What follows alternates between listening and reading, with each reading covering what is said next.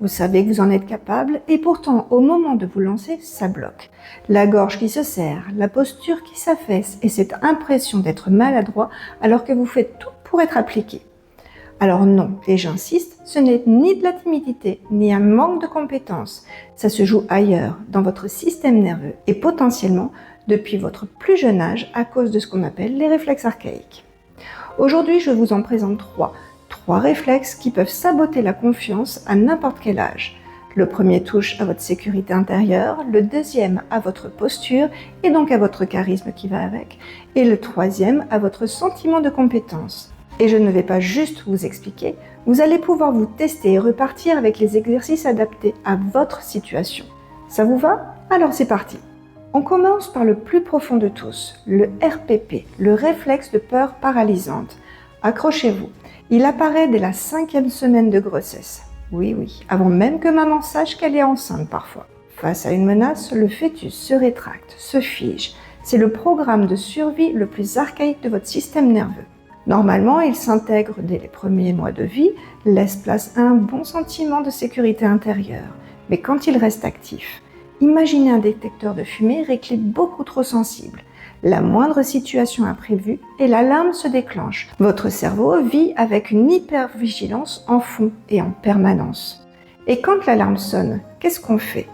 On n'ose pas, on évite et on cherche à tout contrôler. Ça vous rappelle quelqu'un? Alors concrètement, comment on le reconnaît? Cochez mentalement au fur et à mesure. Hypersensibilité au bruit, à la lumière, voire au toucher. Les surprises et les changements de programme, très peu pour vous. Des explosions de colère, des crises d'angoisse quand les microstress s'accumulent. Du mal à vous endormir, comme si votre système nerveux refusait de baisser la garde. Si vous avez coché plusieurs, écoutez-moi, ce n'est pas votre caractère. C'est un réflexe qui maintient votre système nerveux en état d'alerte permanent. Nuance énorme, non? Le test à faire à la maison. Vous allez avoir besoin d'un cobaye ou d'être le cobaye de quelqu'un. Placez-vous derrière la personne à tester et vous allez taper dans vos mains sans prévenir afin de la surprendre à chaque fois. Si elle sursaute une ou deux fois et après ne réagit plus, c'est parfait, c'est que son système nerveux a compris qu'il n'y avait pas de danger, il baisse la garde.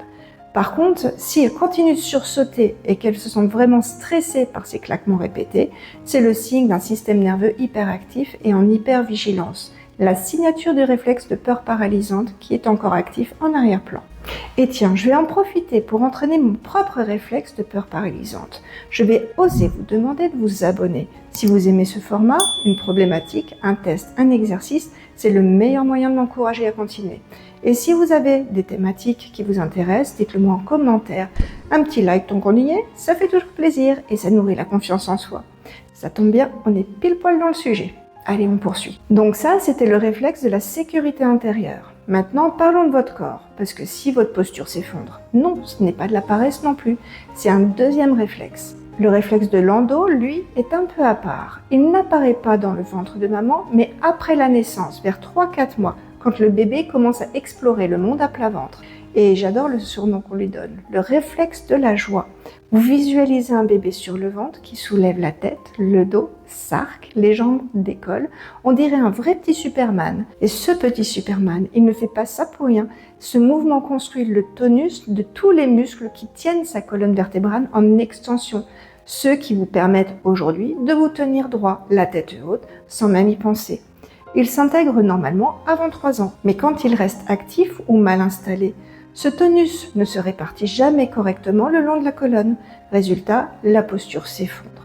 Et là encore, ce n'est pas un manque de volonté, c'est que votre corps n'a jamais totalement appris à tenir son axe. Alors la prochaine fois qu'on vous dit « tiens-toi droit », vous saurez quoi répondre. Et voilà le lien direct avec la confiance et le charisme. La chercheuse Amy Cuddy à Harvard l'a démontré. Une posture ouverte et redressée, bras dégagés, buste haut, un peu comme la posture même du Landau, booste la confiance en soi. Selon certaines études, elle pourrait même augmenter la testostérone et faire baisser le cortisol. Et devinez quoi? Une posture affaissée aurait potentiellement l'effet inverse sur la confiance en soi. Un Landau mal intégré, c'est donc littéralement une fabrique de moins de charisme. On occupe moins d'espace, on respire moins bien, et on paraît, et surtout on se sent moins sûr de soi. Les signes concrets, là aussi, cochez mentalement. Dos rond, tête qui part en avant. Fatigue au bout de quelques minutes dès qu'il faut rester bien droit, assis ou debout? Besoin de vous appuyer, de vous avachir dès que vous ne faites plus attention? Cette sensation de ne pas prendre votre place, d'occuper peu l'espace dans une pièce? Comme tout à l'heure, si vous avez coché plusieurs de ces cases, c'est que le landau a des bonnes chances d'être présent. Maintenant, on va réaliser le test pour voir s'il est effectivement toujours actif. Vous allez pouvoir le faire seul. Vous allez vous allonger sur le ventre, les bras en avant. Sans vous aider des mains, vous allez essayer de soulever les bras, la tête, la poitrine du sol, comme pour regarder devant vous. Maintenant, vous allez observer vos jambes. Si le landau est mal intégré, l'extension se propage le long de toute la colonne et les jambes décollent toutes seules, sans que vous l'ayez décidé. S'il est bien intégré, seul le haut du corps va se décoller. Le bassin et les jambes restent plaqués au sol, complètement déconnectés du mouvement. Ça, c'est le réflexe qui construit votre prestance. Il nous en reste un, et celui-là, il est sournois. Il parasite chaque geste depuis la petite enfance et à force, il vous fait croire que vous n'êtes tout simplement pas compétent. Vous voyez de quoi je parle? Le fameux « je suis pas doué de mes mains ». Le RTAC, réflexe tonique asymétrique du cou, c'est la position de l'escrimeur du bébé. Tête tournée d'un côté, le bras tendu du même côté et plié à l'opposé. En garde. Ce réflexe prépare la coordination de l'œil, de la main, la perception de l'espace et le franchissement de la ligne médiane. Normalement, il s'intègre autour de 6 mois. Mais imaginez 2 secondes qu'il reste actif. Chaque fois que vous tournez la tête, votre bras part tout seul. Un mouvement réflexe que vous ne contrôlez pas. Attraper un objet? Compliqué. Écrire? Compliqué. Lire sans perdre votre ligne? Vraiment compliqué là aussi, parce que l'œil travaille mal. Et maintenant, mettez-vous à la place de l'enfant que vous étiez, quand dès la petite enfance, tout était plus difficile pour vous que pour les autres. Vous ne construisiez pas la même confiance en vos compétences. Vous intégrez que vous êtes maladroit, que vous n'y arrivez pas. Et attention, ce n'est pas une croyance limitante sortie de nulle part. C'est la conséquence directe d'un réflexe qui a parasité chaque geste, chaque jour, depuis toujours. Ça change la lecture, non? Les signes concrets.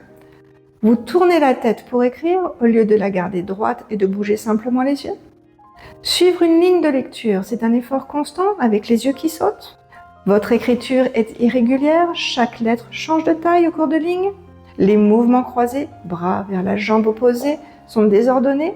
Et surtout, ce sentiment tenace de ne pas être doué de vos mains alors qu'il n'y a pas de problème musculaire. Si vous avez retrouvé plusieurs de ces signes, il y a de bonnes chances qu'on puisse retrouver un réflexe tonique asymétrique immature. Et maintenant, on va passer au test. Vous allez vous placer à 4 pattes avec les coudes légèrement déverrouillés. Une personne va tourner doucement votre tête vers la droite puis vers la gauche et observer ce qui se passe au niveau de vos coudes et de vos épaules.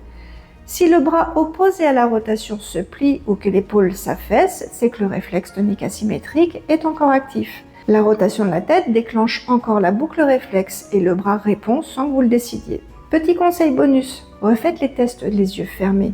Sans la compensation visuelle, le mouvement involontaire est souvent bien plus visible. Et si vous testez un enfant, mettez-vous à hauteur pour bien observer ses coudes. Parfois, c'est très discret. Voilà, vous avez les 3 tests. Si l'un d'eux ou plusieurs a déclenché des signaux chez vous, ne paniquez pas, c'est maintenant qu'on va agir. Un exercice par réflexe, tous les jours, 1 à 2 minutes par jour, pendant 4 à 6 semaines. Et je vous demande une chose, de la patience. Votre corps doit littéralement intégrer une nouvelle façon de bouger. Et ça ne se fait pas en 3 jours, c'est normal. Les exercices pour le réflexe de peur paralysante, on va faire le tam-tam corporel. Donc là, debout, vous allez mettre une main sur le sternum et avec l'autre main, vous allez percuter par-dessus la première pour générer une vibration qui va résonner en profondeur dans le corps. Sans douleur, hein, on n'est pas là pour se faire mal. Sur un rythme où on va faire 1, 2, 1, 2, 3 sur le sternum. Ensuite, on va le faire sur les épaules en croisant les bras, puis sur le côté des hanches et à l'arrière des genoux. Qu'est-ce que ça fait? Ça envoie à votre système nerveux un message tout simple. Cette percussion n'est pas forcément agréable, mais elle n'est pas un danger. Tu peux relâcher l'alerte. Un message de sécurité que le corps comprend directement sans passer par la pensée. C'est ça qui est beau. L'exercice pour le réflexe de Landau, on va faire la posture de l'avion. Vous vous souvenez du bébé Superman? À vous de jouer. Allongé sur le ventre, un objet coincé entre les chevilles et une petite balle dans les mains. L'idée est de faire rebondir la balle et la rattraper tout en gardant le haut du corps décollé du sol, pendant que les pieds serrent l'objet pour garder le bas du corps au sol. En un seul geste, ce mouvement muscle et reconnecte la chaîne des extenseurs, de la nuque jusqu'aux chevilles. Exactement le schéma que le landau devait construire à 3 ou 4 mois. Une extension globale, harmonieuse, qui ne s'essouffle pas au bout de 2 minutes. Pour le RTAC, on va faire un balayage visuel avec la tête fixe. Vous serez assis, tête droite et immobile. Vous allez tenir un objet devant vos yeux et vous allez le déplacer lentement de droite à gauche. Seuls les yeux suivent, la tête ne bouge pas. Et si elle part toute seule, c'est le réflexe tonique asymétrique qui reprend le contrôle. Donc on reprend la vigilance, on la restabilise et on recommence l'exercice. Quand la tête reste bien stable, on passe au niveau 2. Debout, vous allez fixer un point devant vous, à hauteur des yeux. La tête bouge de droite à gauche, le regard reste fixe. Et vous allez ajouter en plus des mouvements croisés, donc main droite vers genou gauche et inversement. Oui, on fait tout en même temps, je sais. L'œil, plus la ligne médiane, plus la stabilisation, c'est exactement le trio qui rééduque le réflexe tonique asymétrique. Allez, on résume ensemble. 3 réflexes, 3 piliers de la confiance. Le réflexe de peur paralysante, votre sécurité intérieure. Sans lui, on reste en alerte et on n'ose pas. Le landau, votre posture, votre prestance. Sans lui, le dos s'effondre. Et un dos qui s'effondre, ça n'inspire pas confiance. Même quand les compétences, elles, sont bien là. Le RTAC, vos compétences globales. Sans lui, chaque geste croisé est un combat silencieux et des années de lutte pour des gestes simples, ça ne construit pas la confiance en soi. Vous avez les tests, vous avez les exercices. Le reste, c'est entre vous et vous. Allez-y à votre rythme. L'intégration des réflexes, c'est de la neuroplasticité douce, pas de la performance. Si cette vidéo vous a éclairé sur vos propres blocages ou ceux de votre enfant, laissez un pouce bleu. Ça aide la chaîne à toucher d'autres personnes qui se posent exactement les mêmes questions que vous. Et racontez-moi en commentaire quel test vous a le plus parlé. Je lis tout et ça me fait toujours plaisir de communiquer avec vous. Prenez bien soin de vous et à très bientôt pour la prochaine vidéo. Ciao!